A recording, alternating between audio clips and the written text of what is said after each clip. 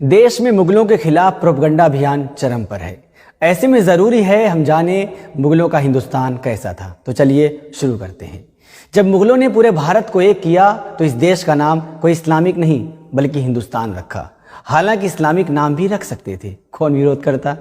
जिनको इलाहाबाद और फैजाबाद चुभता है वो समझ लें कि मुगलों के ही दौर में रामपुर बना, और तब तक भी बना जब रामपुर एक मजबूत मुस्लिम रियासत थी। नाम बदला जा सकता था, कौन विरोध करता।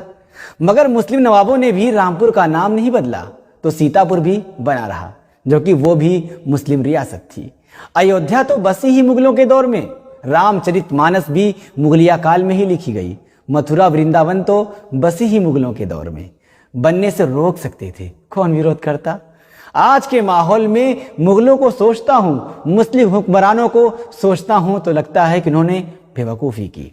होशियार तो ग्वालियर का सिंधिया घराना था, होशियार मैसूर का वाडियार घराना भी था, और जयपुर का सवाई जयसिंह का राजशाही घराना भी होशियार ही था।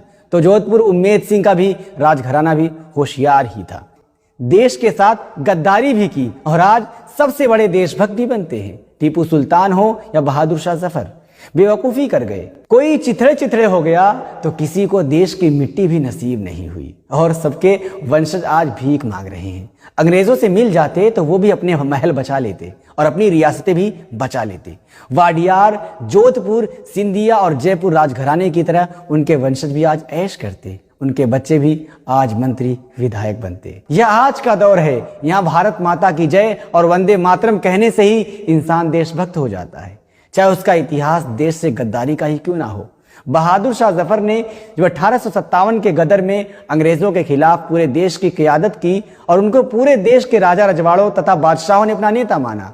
भीषण लड़ाई के बाद अंग्रेजों की छल कपट नीति से बहादुर शाह जफर हार गए और गिरफ्तार कर लिए गए। ब्रिटिश कैद में जब बहादुर शाह जफर को भूख लगी तो अंग्रेज उनके सामने थाली में परोसकर उनके बेटों के सिर ले आए। उन्होंने अंग्रेजों को जवाब दिया कि हिंदुस्तान के बेटे देश के लिए सिर कुर्बान करके अपने बाप के पास इसी अंदाज में आया करते हैं। बेवकूफ थे बहादुर शाह जफर।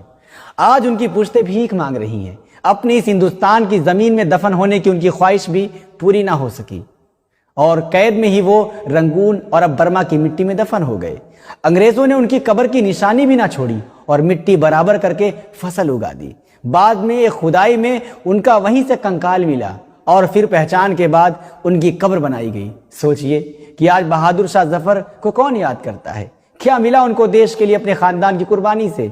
ऐसा इतिहास और देश के लिए बलिदान किसी संघी का होता तो अब तक सैकड़ों शहरों और रेलवे स्टेशनों का नाम उनके नाम पर हो गया होता। क्या इनके नाम पर हुआ कुछ?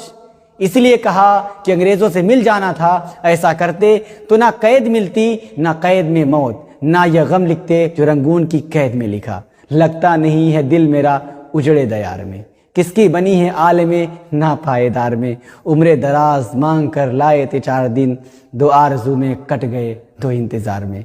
कितना बदनसीब है जफर दफन के लिए, 2 गज जमी भी मिल न सकी कूहे यार में। फिलहाल NIN में इतना ही। इसी तरह सच्चाई को पहचानने के लिए जुड़े रहिए NIN के साथ।